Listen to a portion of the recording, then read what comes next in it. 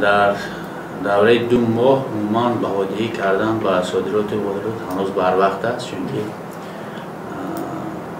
حجت‌های تحلیل موادهای تحلیلی در 3 ماه تحقیق کرده می شوند و عموما در 2 ماه سال روان حجم صادرات ما 149.4 میلیون دلار آمریکا را تشکیل داده است که نسبت به همین دوره 2 ماه سال 2014 15 میلیون زیادتر است.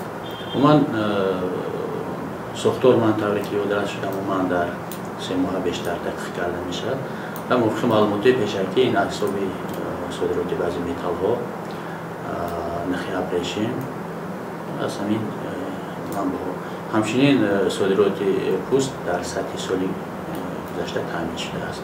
مثلا حسابی همین چیزا صادرات افزایش شده است.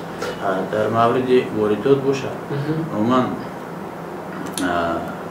واردات ما البته نسبتی سال گذشته همین دوره سال 2 ماه سال گذشته خیلی کاهش یافته است. این هم پیش از همه کم شدن واردات مواد سوزشواری، کم شدن محصولات خوراکواری، همزمان با کم شدن واردات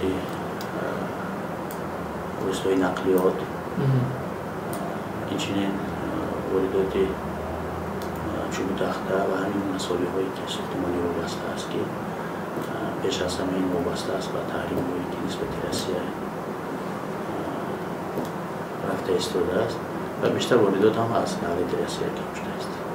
می شود گفت که واردات ما یعنی با کاهش یافتن یعنی طلبات در تاجیکستان دخل دارد تو اندازه؟ یعنی البته این هم تا اندازه تاثیر خود را میرساند، چون که طوری که میدانید منبع اساسی درآمد اهالی که بیشتر وابستگی دارد از واردات مبلغ‌های مهاجرت، کم شدن مبلغ‌های مهاجرت این البته قابلیت خریداری مهاجرت تا اندازه کاهش می‌دهد و کم شدن درآمدهای اهالی این باعث می‌گردد که طلبات در بازار استعماری تا اندازه کاهش می‌یابد. این هم یک عامل اساسی است. درآمد بودجه اصلا با بودجه وارداتی وابستگی دارد. بودجه صادراتی ما قریب که در سطح صفر است. صادرات ما اونقدر بودجه زیاد و غیر از بعضی نمود محصولات ها بودجه صادراتی در سطح صفر است.